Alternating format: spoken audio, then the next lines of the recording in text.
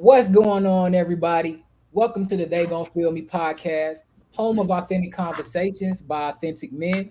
I'm your host for the day, Reezy Samuels, aka the Podfather, and I'm gonna kick it to my boy over to the right of me. Go ahead and introduce yourself. What it do, what it do, what it do. They gonna feel me, family. It's your boy, Chris. Y'all see the name, the baby's replacement Carver. Place me in front of him. He messed up. Lollapalooza. I swear I won't. I'm gonna keep my thoughts and comments to myself. Go ahead and introduce yourself to below me, my man.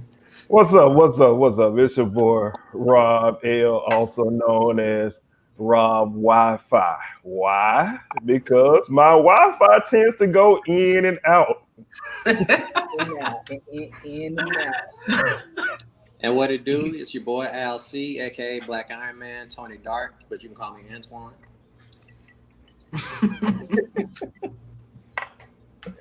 And as you can see, I love the sauce. Oh Lord. All right.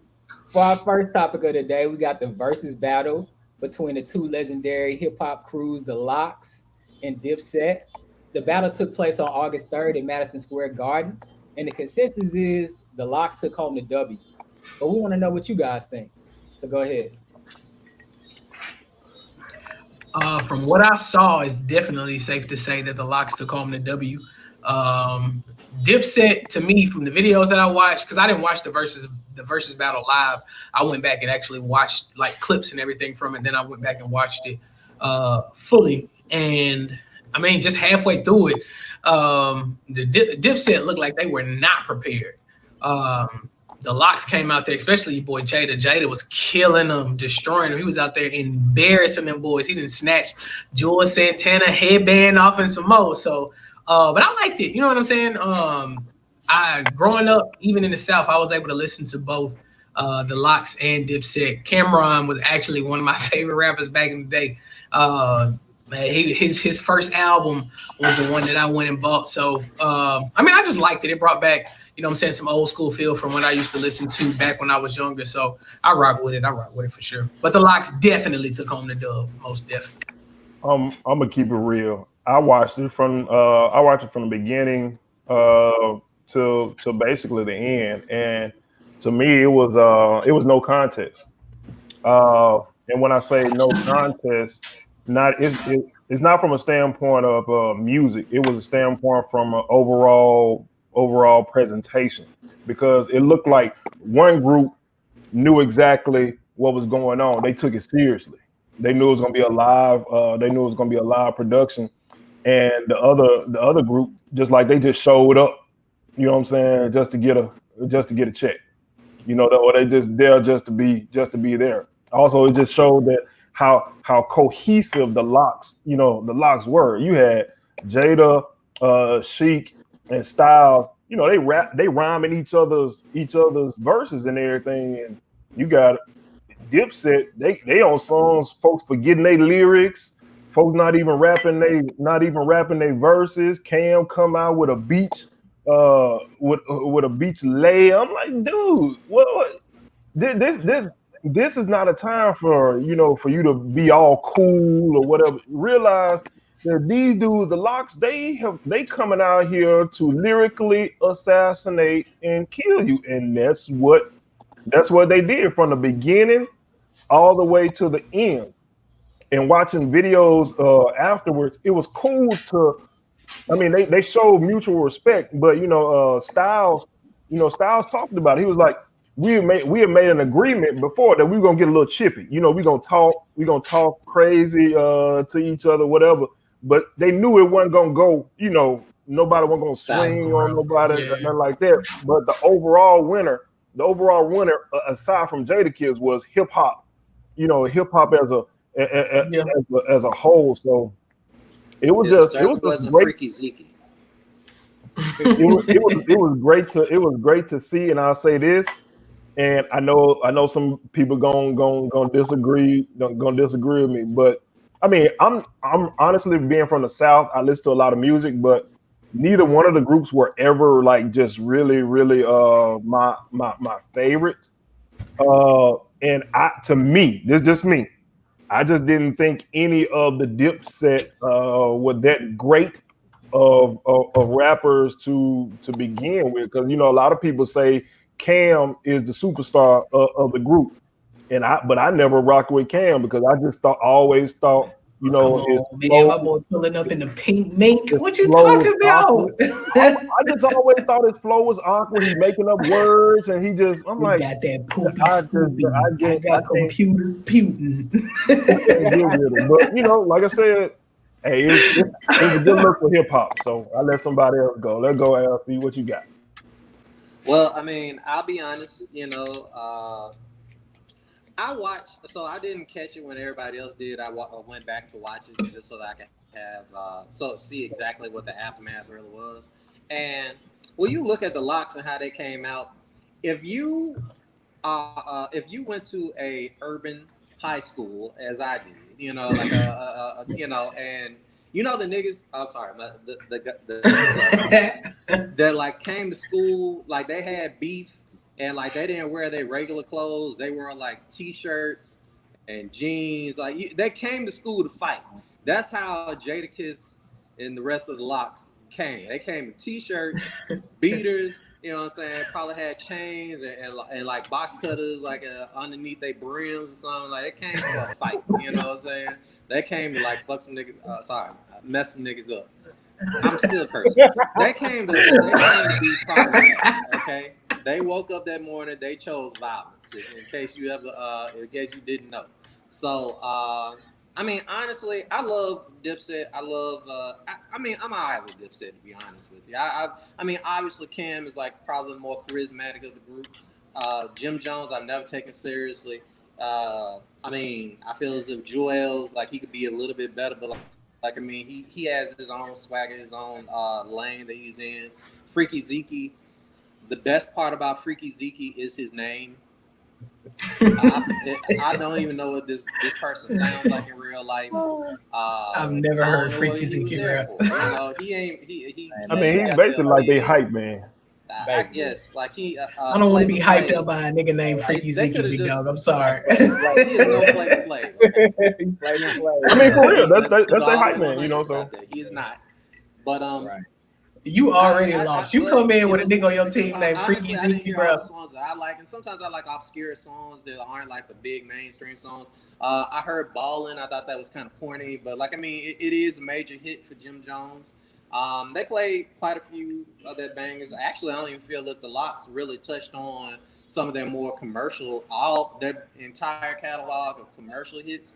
As like they could have, that people probably have more connection to, but I feel as if like that was a night for East Coast rap to come out in the mecca of hip hop in New York and kind of just show out. And Yonkers, I feel like compared to Harlem, they had a lot more to prove, because like I guess probably just from the general dynamics of New York, Yonkers is Yonkers, Harlem is like world renowned. Like I mean, and I just feel as if those brothers from Yonkers, they came through to like make sure that they didn't get not counted. They really showed their youthful vigor. They still got it. That's what it all amounts to. They still got it. Yeah. I mean, I keep mine short and sweet. I mean, I've been a Jadakiss fan forever. Like I went to the store and bought his first album. Matter of fact, he was probably one of the first hip hop albums that I actually bought myself, as a young man. So I knew like all the songs on that album word for word. But I've also been a huge Dipset fan. To me, Juelz Santana was probably the best out of the group. But I think that Cameron was probably second, and Jim Jones, on down the line. To me, it's kind of like their roles reversed. Like Jim Jones has become more in the forefront rapping, and his album, he's gotten better with time. But anyway, I really didn't expect the Locks to beat Dipset as a group. Like I knew how Jadakiss and Styles moved as lyricists, but I didn't expect them to beat Dipset as a group because of Dipset popularity. But with all that said, I'm not surprised, because I know how much of a hip hop enthusiast, Jadakiss is, and how seriously he takes his craft. So, like y'all said before, it seemed like one crew came out prepared, the other crew came out like they knew they was the shit, and it just was what it was. Like Jadakiss basically bodied him by itself almost. So You got to change your name from Black Guy Man to Bombay Connoisseur. I'm so representing the drunk stage. 25. Oh Lord, what we got next, my Tony man? Dark is the drunk only. So yeah, seeing that battle it's a big for New York. I love that they brought out Michael Buffer and he announced the whole thing. I think that was huge. That That was was dope. live. You know what the funniest part about that though was, real talk though, watching it was like Michael Buffer. It was certain aspects of it where, like, I told you at the beginning, afterwards they said they had rehearsed, where they had talked about being they were gonna be a little chippy or whatever. They were talking kind of crazy or whatever. It was apparent that nobody told Michael Buffer any of that, because there were instances where Michael Buffer was looking like, Snickers, like the Snickers commercial where they were like, want to get away. But like Yeah. he was trying to get out. He was like, bruh, can y'all just please stop? Nobody shank nobody. Just let me get in here and say, let's get ready to rumble, and I can get the hell out of here. Right. He was looking like, can I go now? Give my check. Let me go. It was hilarious. Yeah. Well, moving into our next topic, we got Dr. Dre and his daughter, Latoya Johnson, or Latanya Young. Sorry. Dr. Dre's eldest daughter, she's 38. She revealed recently that she's homeless, living out her SUV, and she hasn't received a dime in 18 months from her father, even after repeated pleas for help. Basically, she's a single mother of four. She's the child of Dr. Dre and Lisa Young, and she's basically been living in her car and working as a Uber Eats and DoorDash driver to make ends meet. She's spoken in the press about Dr. Dre, and that's why he cut her off. And we want to get you guys' thoughts about that whole situation. Being a parent myself, even though my child is not that old, you have to. There's parts of you that can see both sides of it, because you wanna be sensitive to the aspect that this is an individual who has four kids, who's out here bad or whatever. But by the same token, if we rewind, she's 38 years old and has four kids. You have to ask yourself, at 38 years old, you're an adult. And I haven't seen anything that says like she's suffered. And I might be wrong. I'm open to being wrong and being corrected, because I'm not the authority on this. But anything that says she had any kind of mental health or physical problems or anything like that. So 38 years old, four kids, single parent mother. Dr. Dre is your dad, and up until recently, he was supporting you. So my question is though, aside from Dr. Dre's past or whatever, we're not even talking about that right now. But the point is, what responsibility does she take? Because okay, you had one child. Okay, you had two kids, and he's still supporting you. Three kids, he's still supporting you. Four kids, he's still supporting you at the age of 38. And now, when you go out and say something and he gets upset and he cuts you off, now you want to blast him. I don't know. I'll let y'all tackle that a little bit more, because y'all might have some differing opinions.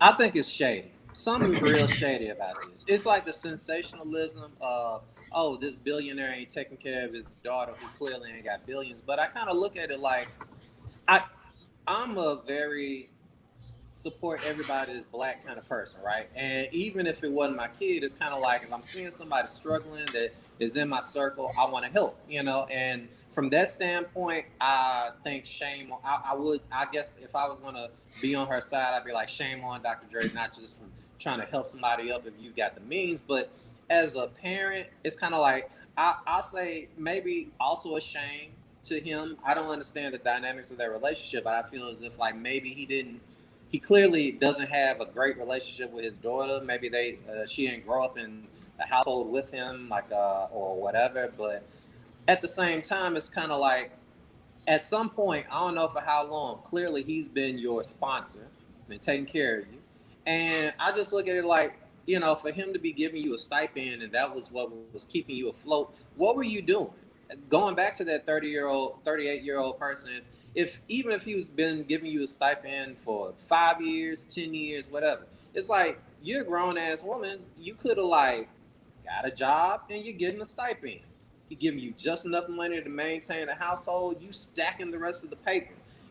If you don't use anything else, use the clout of that's your daddy to like build something for yourself. Like, what were you doing with that stipend? What were you doing with all the other opportunities? What were you doing in 24 hours of the day? You know, in 30 days, what were you doing?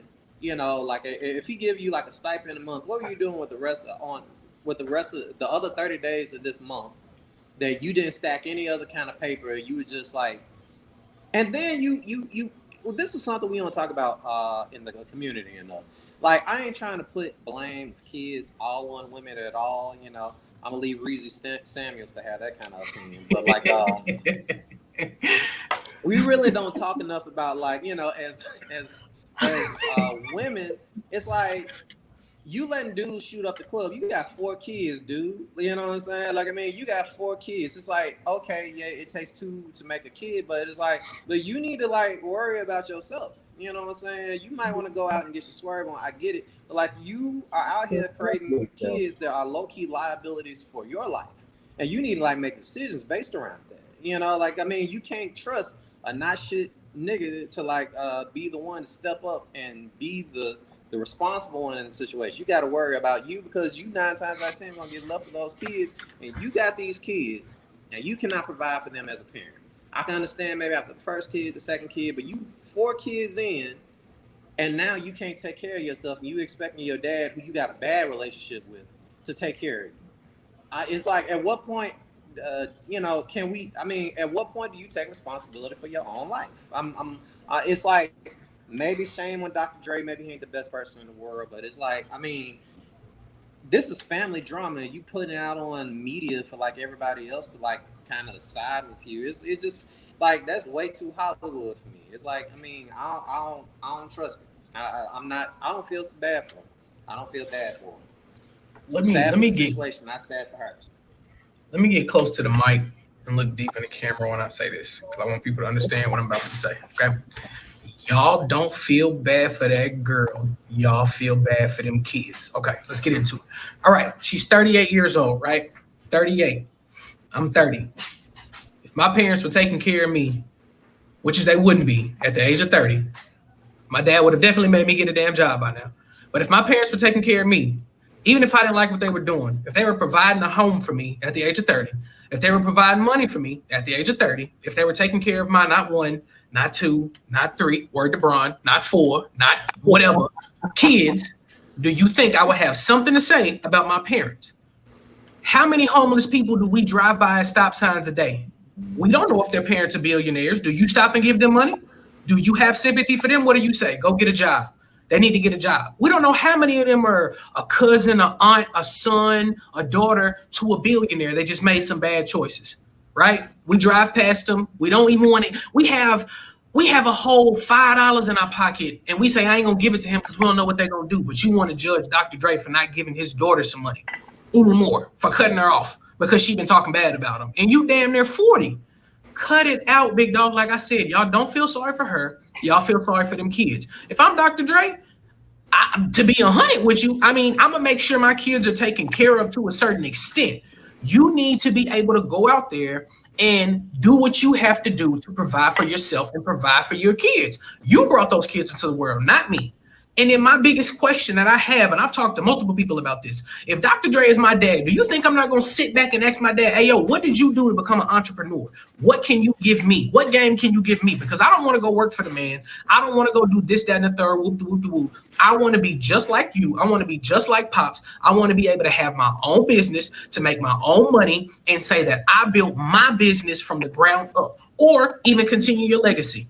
We see Lil Romeo doing it. He didn't follow in his father's footsteps. The boy is working on his way to become a multimillionaire. We've seen Dame Dash's son do it. It's like we've seen Russell Simmons kids do it. I mean, one of the whatever Run DMC kids do it. Whatever. We've seen them all grow into their own, make their own businesses, whether it's in the music industry, whether it's in the clothing industry, whatever the case may be.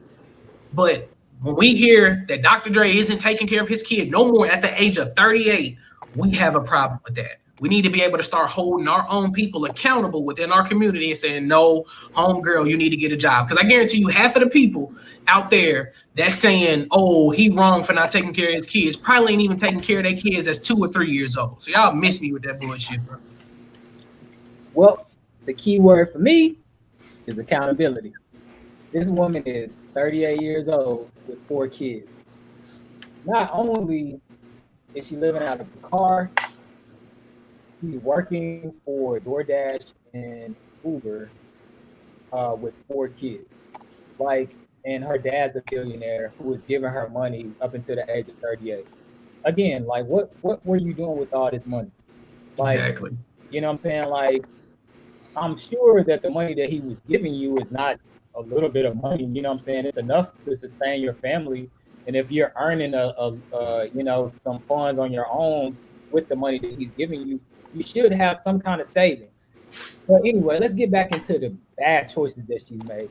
This lady lived in Las Vegas. She moved to Los Angeles because she thought she was going to make more money, but didn't take into account that the cost of living in Los Angeles is 10 times higher than it is in Las Vegas. So not only does she have 4 kids, you know what I'm saying, she doesn't have a husband, you know, she's dependent on her father at the age of 38 to take care of her and her 4 kids.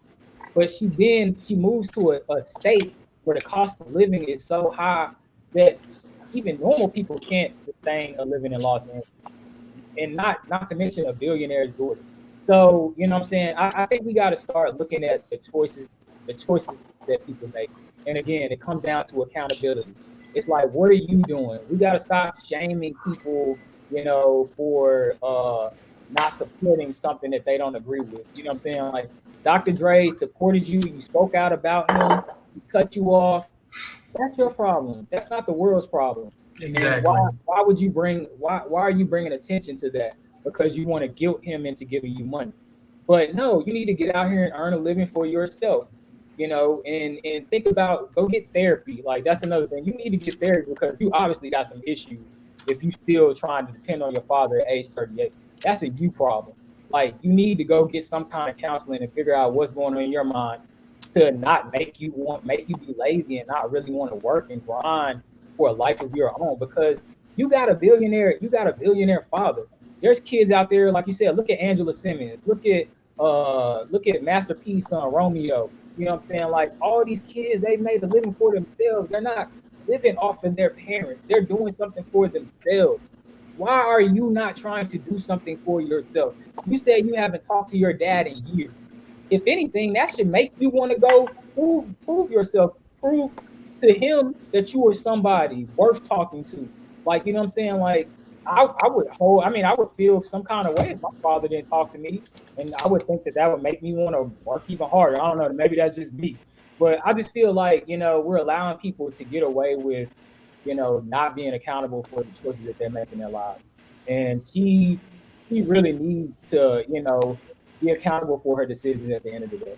But anyway, moving on to the next topic, we got the Texas proposed bill.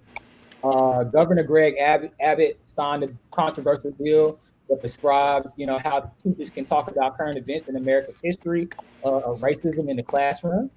You know what I'm saying? And a lot of other states are beginning to hop on board this bill, you know, which is critical. It's a critical race theory that affects K through 12 public schools, and it's basically trying to ban how the history of racism and how it's impacted, you know, the social and local structure of the United States. So, what do you guys think about this bill? So this is something that's a little bit near and dear to me as a resident of, like, you know, the conversation is initiated because of Greg Abbott, but like and as a resident of Houston, Texas, you know, this does hit a little bit closer home to me, but it shouldn't, because in actuality, there's been numerous states. I want to say it's like over 20 or 26 or something like that of states so far that have enacted or introduced or are implementing similar bans on basically feeling obligated to teach ultimately critical race theory. And if you are alien to CRT, if you don't know what it is, you know, basically it is a framework, in which case, like, it's an academic concept that basically says that the core idea is that race is a social construct, and that racism is not merely just a product of individual bias or prejudice. It basically has systemic issues that basically have shaped the face of our nation through legal systems, policies that haven't been favorable to minorities. I hate using the word minority, but you know, let's just say black and brown people as a byproduct. And it has this whole situation as a whole. The reason why it strikes home with me is because, like, I really feel as if, like, you know, these Republicans, for whatever reason, they're enacting this legislation and these steps to basically, they say as if they basically don't want to teach the idea of inferiority, I suppose, in school systems. But it's like you're not telling the full story, and I feel as if, like, you're trying to whitewash the past, you know, in order to basically paint yourselves as either the heroes or not that bad. You know, in actuality, it's just not the reality. It's fine if we teach our children that, as great as you may want people to think this country is, it hasn't always been great. It was a struggle to get to even where we are now. You know, it's not a testament to where we are eventually going to be, but where we came from is not that great for everyone. And, like, trying to teach this xenophobic view of history and try to basically correct the sins of your ancestors is problematic as hell. And, you know, this I'm gonna get off my soapbox for a second, but, like, you know, I remember Juneteenth passed by not too long ago, and I found myself out and about here in Texas, in Houston, and I went to, like, this store, and I was just sitting in line waiting to get checked out at, like, this clothing store. And, you know, like, and I heard these two young cats, you know, younger than me, like in their early 20s, you know, talking, and, like, they were talking about, they were having a very in-depth conversation about, like, why or what the deal is with Juneteenth. But they could not. I could hear their conversation. They could not articulate what Juneteenth was. They could not articulate what the problem was.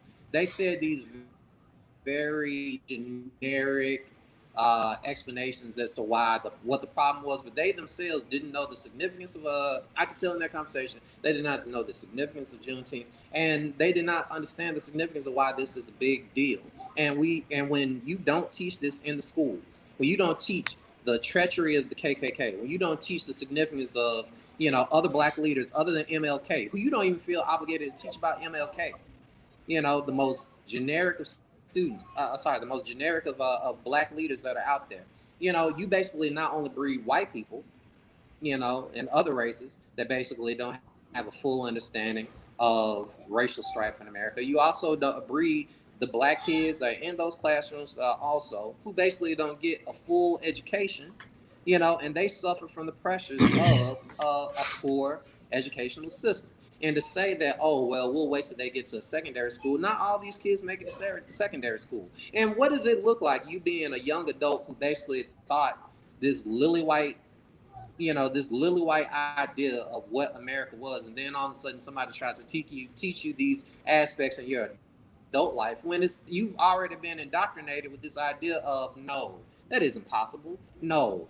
I mean, I'm gonna be honest. I've known what happened with like the Missouri with the Tulsa race riots. I've known that, but now in later years, people are like depicting it on television and various medias or talk about the incidents. And honestly, that stuff is mind blowing. That stuff is mind blowing. I know better. You know, just imagine getting taught that later in life, and then trying to basically reshape your view of the world when you've been taught all this time that like the 1800s 1700s it wasn't that bad because like nobody will give you like a full education, and that's what and that it's very detrimental to the progression of us as a society. I want us to be progressive, but that's not it. That's not the way to get there. And I'm excuse me if I went off for a second. It just sucks because it sucks because it seems like, you know what I'm saying, people are trying to hide. When you look at the whole grand scheme of things, it's like they're trying to hide who they were and what happened. I don't even want to say who they were, who some of them still are.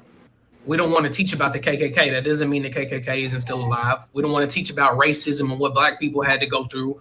That doesn't mean that it didn't happen, and that doesn't mean that it doesn't still happen nowadays.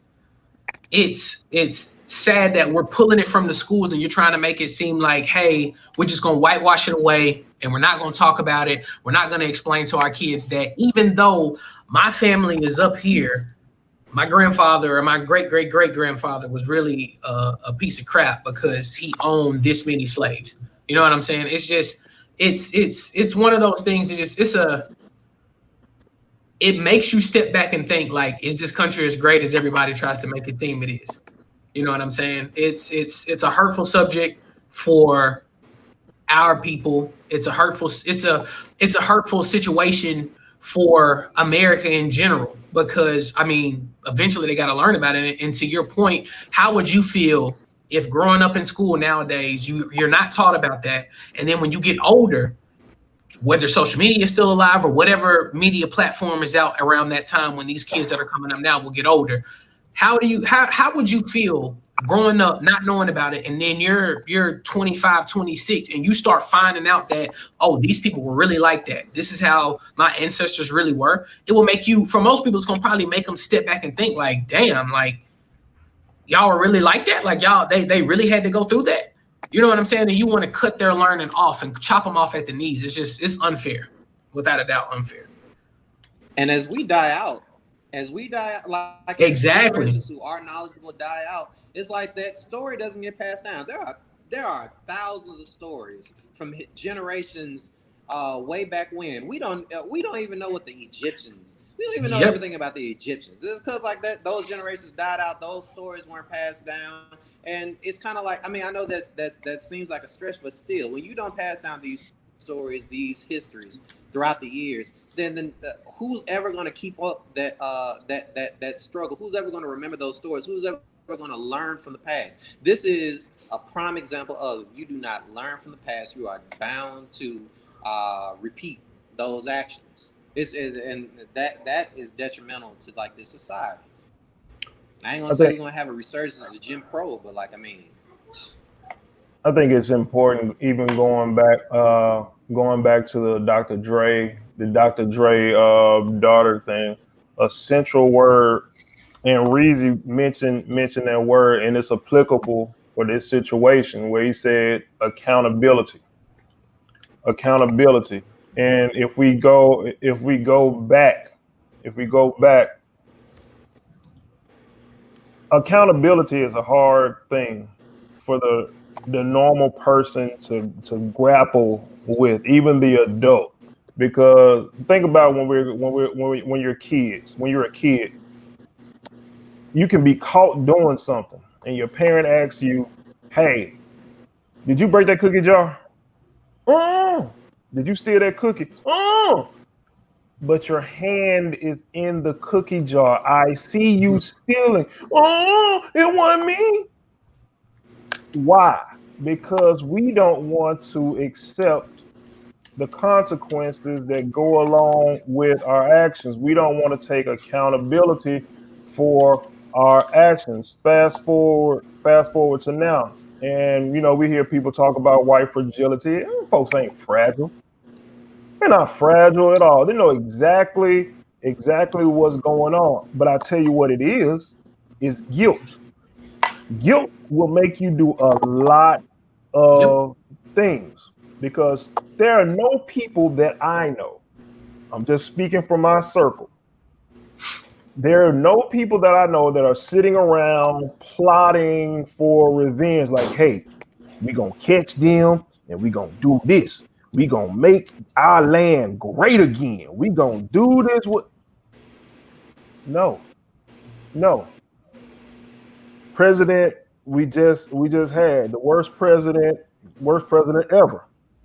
Everybody know he was trash that has a brain, but was anybody trying to plot to do anything sinister or to plot a whole demonstration to go to the Capitol to stop the certification of making him president? No. We were like, okay, he won the election or whatever. We got to deal with it for 4 years. But we go to this when we talk about guilt. Guilt will have you thinking that the people you are oppressing will do the same thing to you if they have the opportunity. But think about this. We as Black people, we know that Black people are some of the most forgiving people ever. They are some of the most forgiving people ever. I harken back to the Charleston massacre. Think about this for a minute. On a Wednesday night, those people were sitting in that church in Charleston, South Carolina, having Bible study. Dylan Roof, a white kid, walks in. Do they stop him? Do they say, "Hey man, why you walking in? Your kind don't belong here"? No. They continue on with Bible study, teaching the word of God. He sits down for a whole hour. He sits there for a whole hour, and when they conclude, he decides. Think about it. You've listened to these people talk about the love of God for a whole hour, and you had ample time to be like, you know what, man? These folks ain't did nothing to me. These folks that showed love to me. I'm still finna pull out this gun and I'm finna mow everybody down. Think about what kind of mindset you gotta have to do something like that. If you want to talk about like the forgiveness of Black people, you remember that black guy who got shot by his neighbor, the police officer. Yep. You know, and after this woman killed this man, whether it was by accident or intent. For no reason. I don't care what you say. Got her whole family hugging, petting her, making her like, you're not that bad. Hopefully one day we'll be friends. I guess that's a testament to how you're supposed to be, maybe, or like I guess the forgiveness of Black people, but I do not endorse that message personally.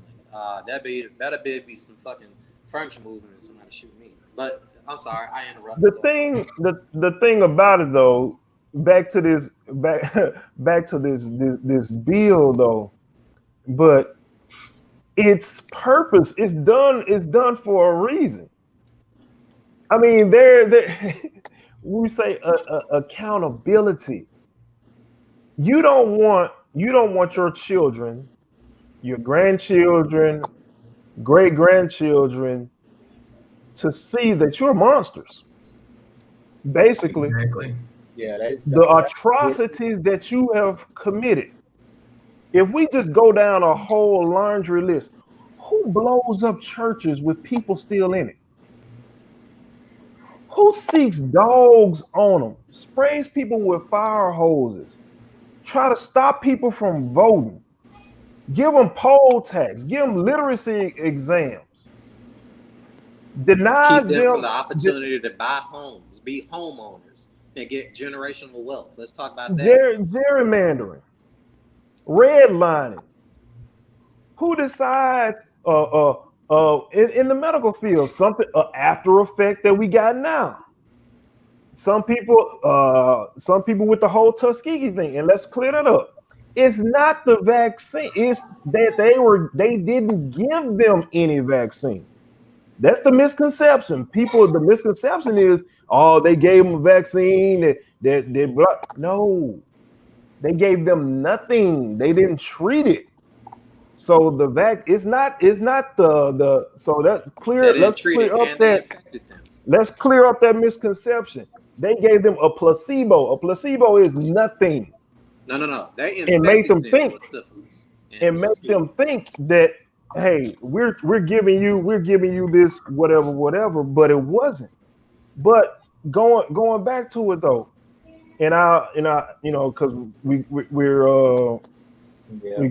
going a little bit long on the topic or whatever. But it's important though when we think about student loan repayment, things of this nature, that it adversely affects who?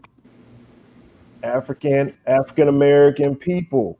And we have people in legislature right now that fight against everything that you can possibly do to help minorities or people of color get out from under crippling debt. So this the railing against CRT, they will take something simple, and I'll say this: they'll take a simple concept, demonize it, and talk bad about it to get people and take it out of context, just so people that are not as educated will rail against it. They did it with defund the police, which was a bad slogan to begin with, when really they could have just said redistribution of funds.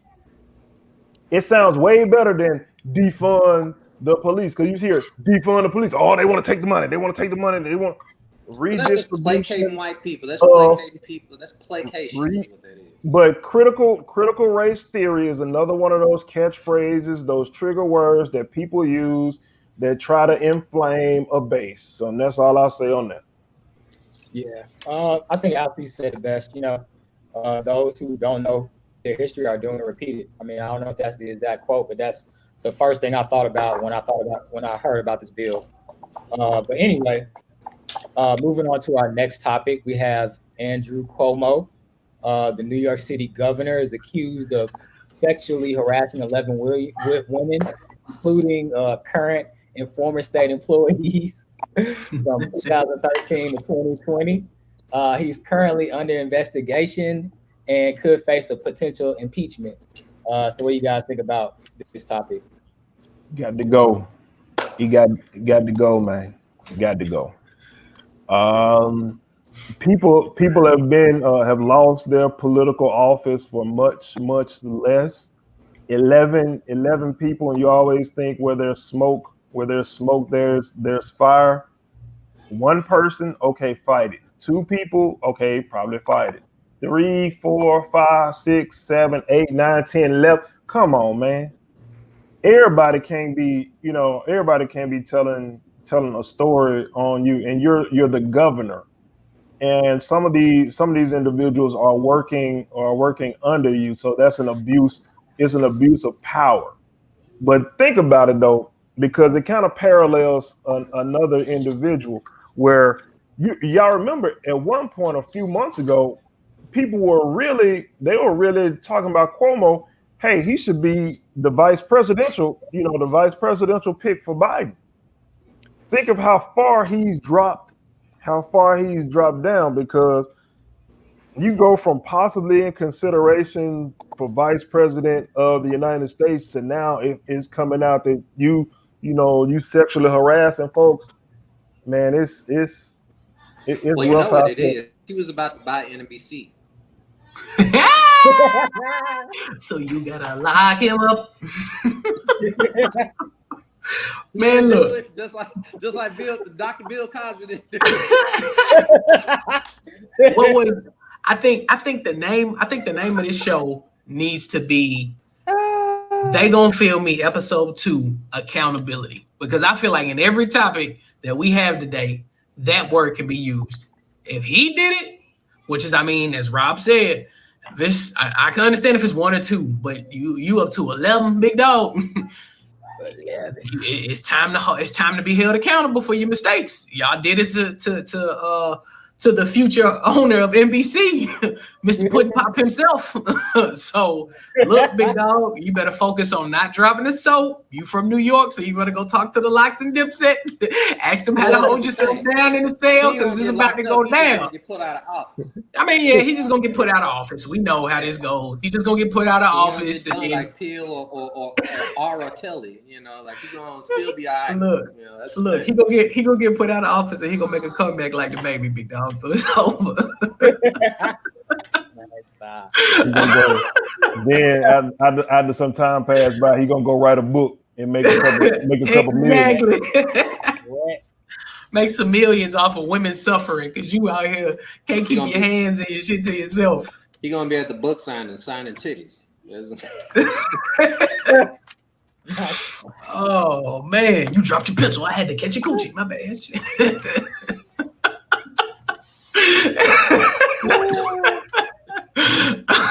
It's over. Get him out of there, big dog. I have an unpopular opinion in situations like this where it be these large volumes of people. I have the unpopular opinion. Don't at me. I'm sorry. But I don't 100% always think that all of the victims are really victims. I think that there's always that possibility that 1 or 2 of them might be lying. They're just jumping on the train. People say, oh, why would you lie? What you put? I mean, there is just as much as there's a way of getting shine for putting this person on blast so that you can get them out of there. There's some shine that you can get for playing the victim role, and you can make a career off it. Like, that's just the reality. It's happened before. But as Rob said, where there's smoke, there's fire a lot of times. I don't 100% know. Honestly, I'm ignorant to this from the standpoint of, I don't know. I know that they said that they proved that he did do something. I know he came on television and then started talking about, hey, this is the person I am. I'm an affectionate person and blah, blah, blah. I don't know if they basically said that he did something because, like, maybe he kissed somebody on the cheek when they didn't want it, or if he actually, like, tried to engage in sexual conduct with somebody. I know that he had definitely some inappropriate interactions with people. And I don't know whether he's trying to say, hey, I didn't know that was a bad thing, or hey, I'm trying to act as if like I didn't do something bad when I really know that I did. But I will say that, you gotta go. You gotta bow this out. You gotta keep your head you gotta duck your head and like go back. I feel as if conversations about like you just gotta you gotta go. You gotta think about it though. It's some place where I ain't gonna say some place, but at your job, they always say don't mix business and pleasure. Bruh, you the governor. I mean, you got a high ranking position, man. But it seems like men of power always make those same mistakes. That's what I was that's what I was getting to. It's like, power. You think power corrupts. Do you think it's almost like when they told us when we were pledging, a lot of times, and sometimes it applies with money. It applies with money too. Money doesn't make you, but what it does is it magnifies the person that you already were. He could have been a creep before, but now he just a creep with power. Right. You know what I'm saying? And now the only thing, the line that Chris Rock has to the certain extent of, why you stay faithful. I'm just staying faithful because of my options. You know what I'm saying? Meaning that if I had options to do better, but I mean, if he was a creep before, And now he got into this high-ranking office, where he's over New York. You know what I'm saying? Now you got power. We've seen it many other times. And to the instinct about him going on TV and all, man, come on, that's PR. How many times have we seen people take the offense? That's a PR spin, a PR company like, hey man, you need to be aggressive, deny. Going for a sports aspect. We saw Rafael Palmeiro get on TV like, sir, I did not do steroids. That man took all the steroids. Speaking about sports, we're gonna get into our last topic of the day. The USA men's basketball team, well, both USA teams, the women too. Shout out to the women. You know what I'm saying? We talked about them on an earlier podcast in their early struggles. They were losing a few games here and there, but they managed to bounce back, and they actually won their 4th consecutive gold medal, beating France 87-22. So what do you guys think about the USA victory, and what does that mean for our country? I'll be the one to say it, because I was the one that came out, and I was like, I don't think these cats gonna do it. I mean, I'm man enough to say, you know what I'm saying, unlike some people, I will come out and say when I'm wrong, because I keep it 100. I totally did not expect them to win the gold medal. Like I said, when they lost to Nigeria, and they lost the other game, I want to say to France. Yep, it was to France. I was like, man, they're not big enough because they had Bam Adebayo playing the 5, but a key factor in it was getting Drew Holiday, I think, because he was able the defense that he was able to play on those point guards really turned, to me, it turned the tide, and it allowed them to have more continuity once Booker, Middleton, and Drew Holiday got over there from the NBA Finals. But like I said, I'm a man, and we say authentic conversation about authentic men. I'm authentic enough to say when I was wrong, and my take on that was WRONG, wrong. So, hey, shout out to Kevin Durant and the rest of them boys for bringing back gold, and also the women too, Brittany Griner, and Miss Asia out there, doing her thing, the twin towers, and also Breonna Stewart. All 3 of them were just out there in the paint, just eating, because nobody else had size to go with them. So I think it's safe to say that for just regular NBA, right? When we're talking about regular NBA games, we need to hope that Jason Tatum and Kevin Durant don't end up on the same team, because them boys were on fire. Okay. I believe when we had that conversation, you did say, you were wrong. You did say that they weren't going to win. You thought they would bring back silver. Out just sounding like Nick Wright and all them. One of the things that I said, which is I feel like that's something that they had to work on. You take a whole bunch of superstars for the most part, outside of, I think, Kevin Durant, Draymond Green, and then you had Chris Middleton and Drew Holiday. The majority of them haven't played on the same team. So you got a lot of superstars, to be honest, for each other's teams out there playing on one team. So they just had to gel. And they were able to do that. I mean, they didn't go out there and blow France out. They were out there very, very slow. Early on, it did look like France was going to beat them back to back, but they were able to overcome, and it just shows that their talent is unmatched. And, we should be happy that they brought home the gold. But I'm going to be honest with you, man. My boy Draymond Green was going at him. He was going at everybody, and I like it. Go at all of the haters. You got a lot. You had freaking Nick Wright, Colin Cowherd, Kendrick Perkins. I mean, every sportscast. And it's like, I don't know if we just love adversity within sports, and we're quick to say that the people we want to win, the people we think should win are not gonna win. But it's like, just because they lost an exhibition game doesn't mean that they don't have time to gel and get it right. They were able to gel. They were able to go back, watch film, correct their mistakes, and they were extremely efficient. They beat everybody. They brought home the gold. So shout out to them. Them boys did their thing. Shout out to the women as well. They went undefeated, right? They didn't lose exhibition games nor games during the Olympic Games, did they? Yeah, they like 55-0. I mean, but if we're gonna be honest, who gonna compete with the women? There's no, I don't care what country you put out there. There's no other country with women right now that are gonna compete with any of the women we put on the court. But I think to answer that question that you posed, I think a lot of it is arrogance, though. It's American arrogance. Yep. Because we feel like basketball is our sport.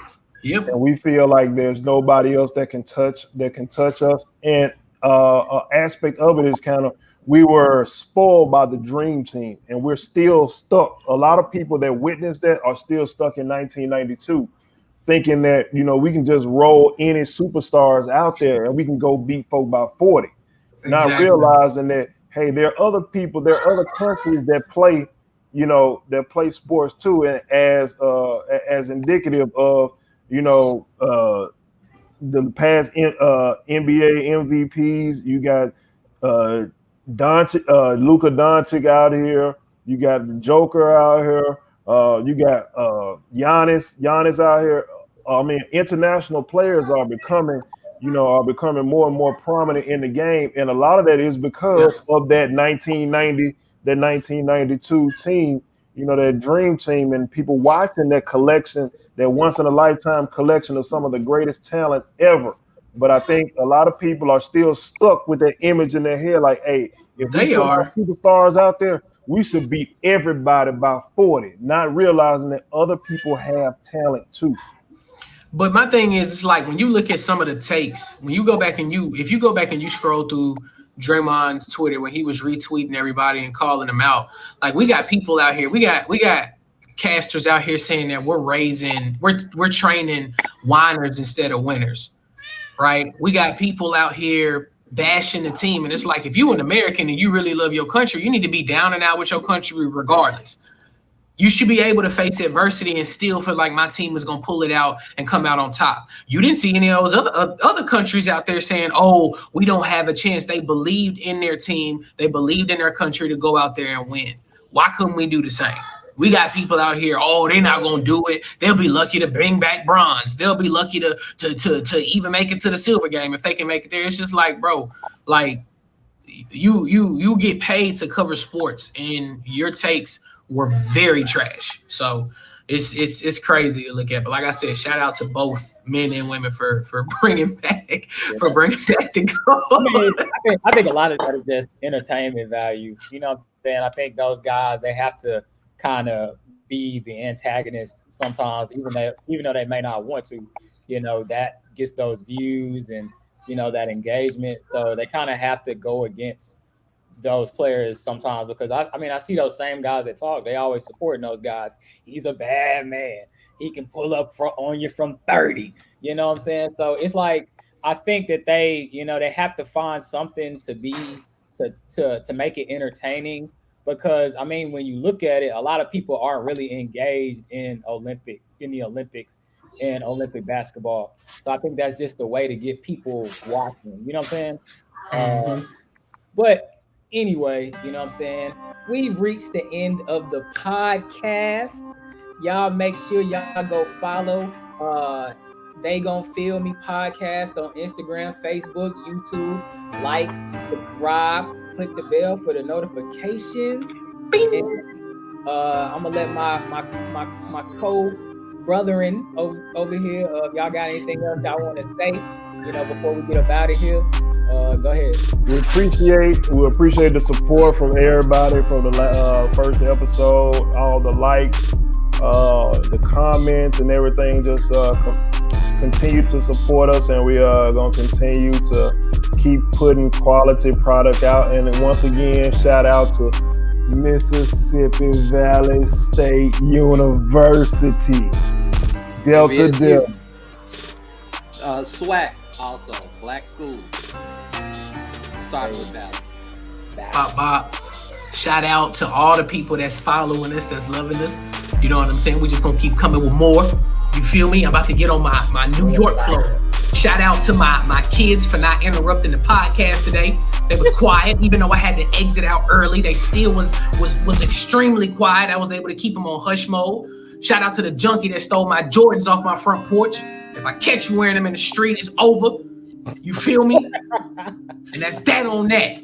You and that Jada energy right now. You hear me?